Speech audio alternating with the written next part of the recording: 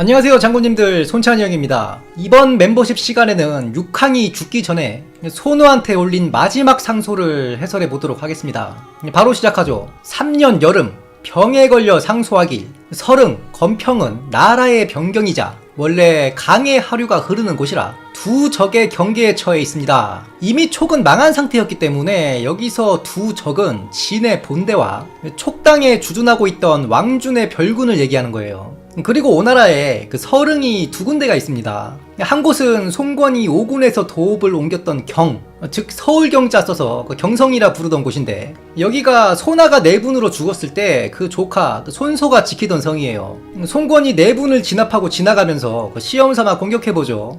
방비가 철저하니 송권이 손소를 높이 사고 중용하는 것입니다. 즉 이 글에서 설흥은 경성이 아닌 이릉을 뜻해요. 이릉을 오나라에서는 설흥이라 칭한 것입니다.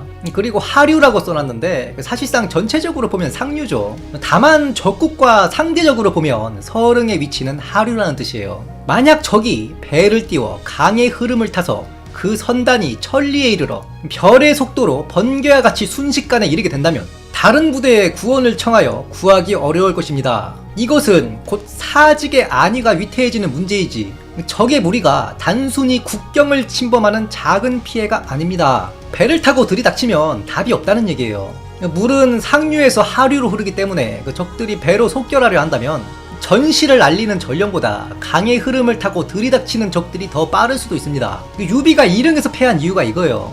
배가 적었는데도 선단 준비를 안 했습니다. 그래서 육지에서 싸우다가 골로 간 거죠. 이건 이릉대전 컨텐츠에서 자세하게 할 거예요. 신의 부친 소는 과거 서쪽에 있을 때 진언하였습니다. 설흥은 나라의 서문으로 지키기 용이하나 또한 다시 잃기도 쉽다. 만약 이곳이 없다면 단지 하나의 군을 잃는 게 아닌 형주 전체가 오나라의 소유가 되지 못할 것이다. 하여 이곳에 근심이 생긴다면 마땅히 나라의 전력을 기울여 싸워야 할 것이다. 육손의 진언 내용이라 하는데 그 육손이 서쪽에 있을 때는 그 이릉대전 때를 얘기하는 거예요. 그리고 커뮤니티에 제가 원문 의역 올려드렸죠. 신의 부친 손, 왜 부친의 이름을 피위하지 않았느냐. 공문서, 윗사람에게 자신을 낮출 때 원수나 자가 없는 이민족, 노예를 부를 때 피위 예외사항이라 제가 말씀드린 적이 있는데, 이 상소는 공문서인 동시에 신하가 황제에게 올리는 글이죠.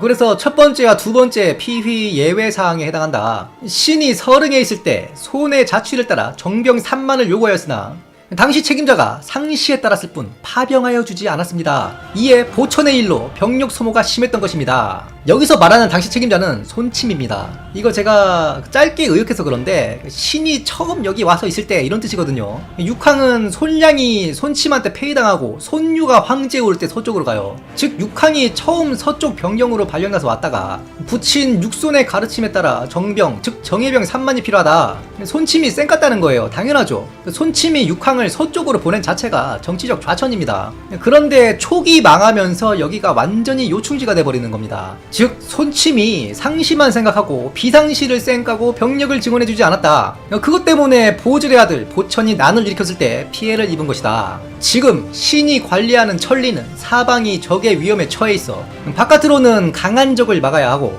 안으로는 수많은 이민족들을 회유해야 하나 직급이 높고 낮은 병사들과 재물이 수만에 이른다 해도 오랜 주둔에 지쳐있어 변을 대비하기 어려운 상황입니다. 그 일대에 무릉만이들이 있죠. 그 외에도 많은 이민족들이 있는 곳이다. 그래서 유비가 처음에 자기로 출병하면서 마하량을 보내 이 이민족들을 구워 삶은 겁니다. 안팎으로 위험이 도사리는데 병사들이 너무 지쳐있다. 즉 이 글은 병력의 증원을 요청하는 글이에요. 어리석은 신의 생각에 왕들이 어려 나라의 일을 처리할 수 없으니 일단 각국의 부상을 세워 현명함을 보좌하게 하여 병마를 함부로 쓰지 않아 중요한 일에 방해가 되지 않도록 해야 합니다. 왕들이 어려 부상을 두어야 한다. 한나라 때에도 왕을 보좌하는 상을 두었죠. 재상의 어원인데 그냥 상도 아닌 부상을 두어야 된다. 여기서 부는 스승 부자입니다. 즉 육항 말은 이 손씨 왕들이 말을 안 들어 처먹는다 이 말이에요. 왕작을 가진 손씨 왕들이 어리니까 얘들의 스승을 두게 하고 자기 통제 밑에 상으로 세우자. 육항이 손씨 왕들을 컨트롤하기 위한 정치적인 요구입니다. 또한 황문의 환관들이 모병을 하니 병사와 백성들이 부역을 피해 달아나고 있습니다. 이게 재밌는 부분인데 계립전모, 전모는 모병을 한다는 뜻으로 보시면 됩니다. 그런데 황문이라 하면 내조죠. 그 황관들이 모병을 한다.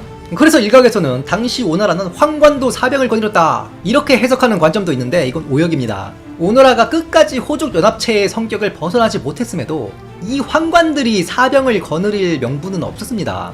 손씨일가가 호족들의 사병을 허용한 건 말 그대로 국방의 아웃소싱이거든요. 불필요하게 거세왕관들한테 사병을 허용하지 않았다는 겁니다. 즉 여기서 황문이 모병한다 이건 육황이 손호를 깐 거예요.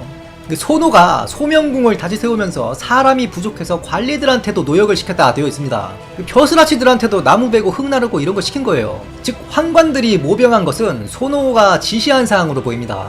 그러니 백성들과 병사들이 이 노역을 피해 도망다니고 있다 이 말이에요. 즉 육황의 말은 그렇게 모집할 병력이 있으면 여기로 보내달라 이 말입니다. 이 내용이 뒤에 나와요. 원컨대 조서를 내리셔서 이를 살피심으로 병력을 적의 위험에 놓인 국경에 적절히 두셔서 신의 병력이 8만이 되게 하시고 힘들였던 병사들은 쉬게 하는 동시에 상벌을 확실히 하신다면 비록 한 100이 살아 돌아와도 그들이 실력을 발휘하지 못할 것입니다. 여기 겁나 빡시다. 병사들이 교대도 못하고 있다.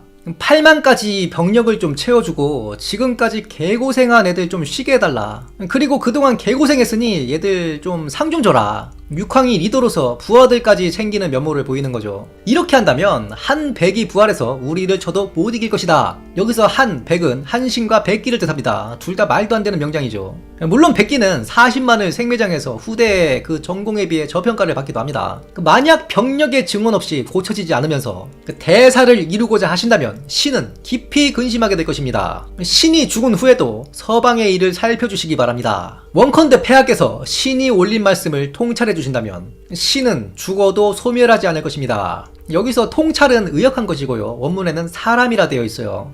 같은 뜻입니다. 사람 해주신다면 잘 쓰는 표현이 아니죠. 그래서 의역한 것입니다. 내 말을 들어준다면 내가 죽어도 나는 소멸하지 않을 것이다. 이 말은 내가 죽어도 서릉일 때는 내가 살아있는 것처럼 거듭날 것이다. 가을에 결국 사망했다. 다만 오나라는 육황이 죽고 불과 7년 만에 망합니다.